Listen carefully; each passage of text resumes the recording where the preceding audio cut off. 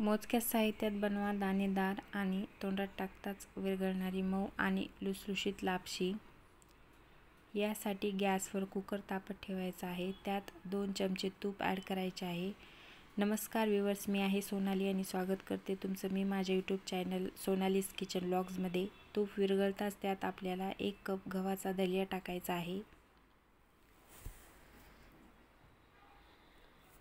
आणि ह्याला थोडंसं 3 ते 4 मिनिट आपल्याला हलकंसं परतवून घ्यायचं आहे। गॅसची फ्लेम ही आपल्याला लोच ठेवायची आहे। हे बघा,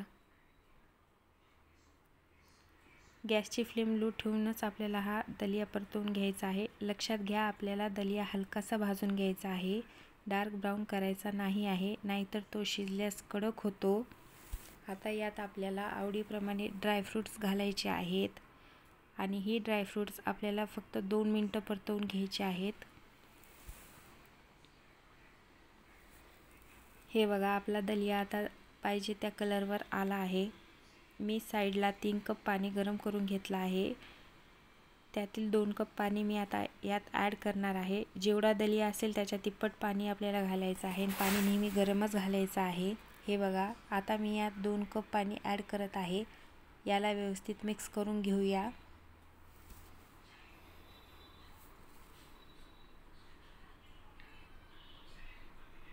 आणि 1 कप गरम पाण्यात जेवढा दलिया होता तेवढाच मी गूळ विरघळण्यासाठी साईडला ठेवला होता।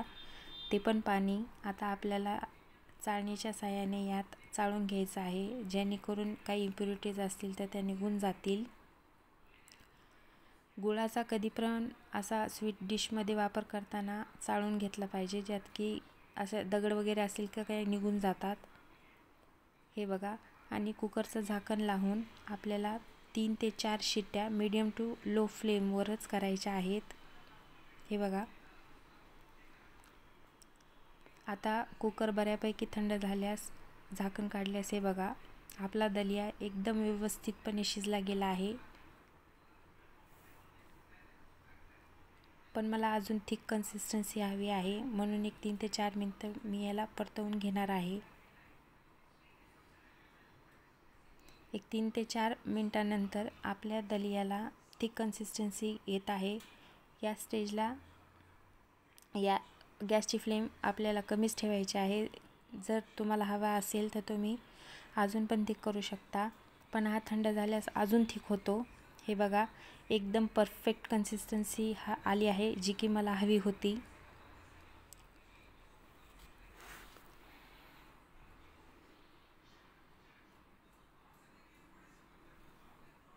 हा बुडाला लागू नये म्हणून आपल्याला सतत परतवत राहायचं आहे। आता थोडंसं गार्निशिंग करूया। हे कापलेले ड्रायफ्रूट्स आहेत। आता गॅसची फ्लेम आपल्याला बंद करायची आहे आणि यामध्ये 1 चिमूटभर मीठ टाकायचं आहे। कोणता पण गोडीच्या पदार्थामध्ये जर आपण चिमूटभर मीठ टाकलं तर तो अजून उठून येतो। आणि अर्धा टीस्पून आपल्याला यात वेलची पावडर टाकायची आहे। तुम्ही जर बडीशेप अवेलेबल असेल तर तुम्ही ते पण टाकू शकता। माझ्याकडे नव्हती तर मी फक्त वेलची पावडर टाकणार आहे। आणि गॅसची फ्लेम बंद करूनच वेलची पावडर कधी पण ॲड करायची, त्याचा जो स्मेल असतो तो टिकतो।